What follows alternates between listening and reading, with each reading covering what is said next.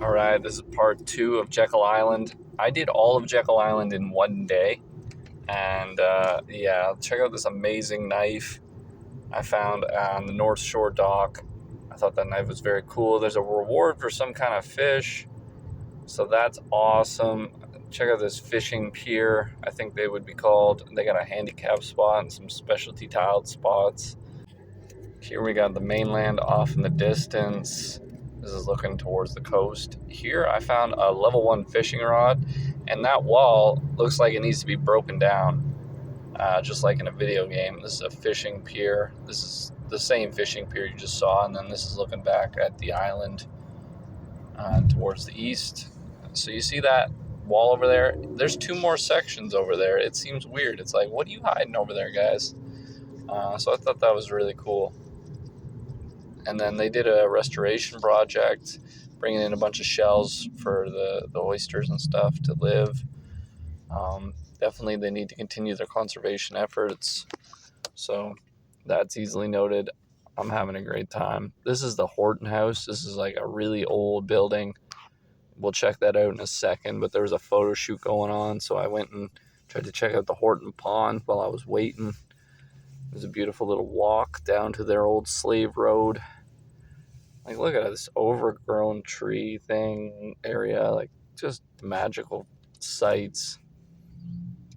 And they had a little cemetery there and a little bit of the garden to represent what it used to look like.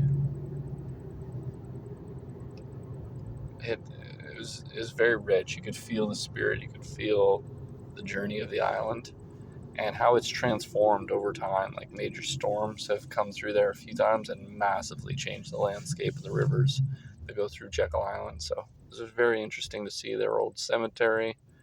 This is just an animal hole. I love animal holes, so I'm always curious what's going on in there. And then this is talking about the later history of the area. As far as I understand it, this is remnants of the original Horton Mansion. And by today's standards, it's not that large. However, by the times that it was built, this was massive.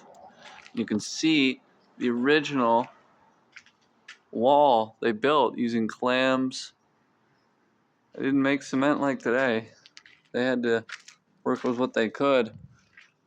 And what they had was a lot of clams, a lot of shells. And there's presumably the old fireplace. Wow. I'm going to meditate here. This is awesome. So where the fireplace was presumably the original of the house, and then the second part was probably an addition. You could see where they had some stairwell through the wood slats, so it was very cool. Here's some side of the road decorations. They had so many on Jekyll Island. There's a little airport on the island, so that was pretty cool to check out real quick. And you can see some ducks here, like glass decorative ducks. I'm not sure what we're taking a picture of here, to be honest, but I'm sure it was awesome.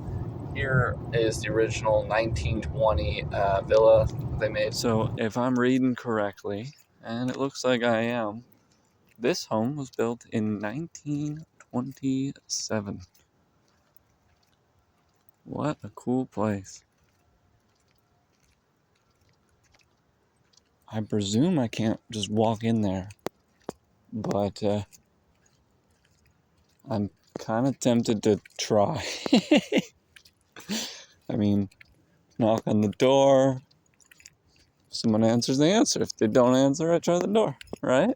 Seems reasonable. Pretty cool to see a garage there. 1927. All right. And so, yeah, these lights all over the island right now.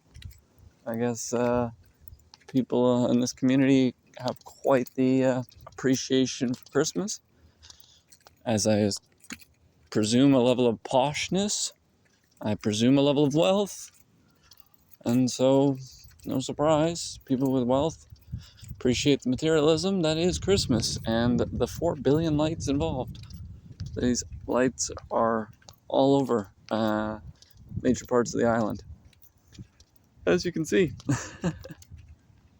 Thank you for checking it out. Lots more Christmas lights on the next one and a live band.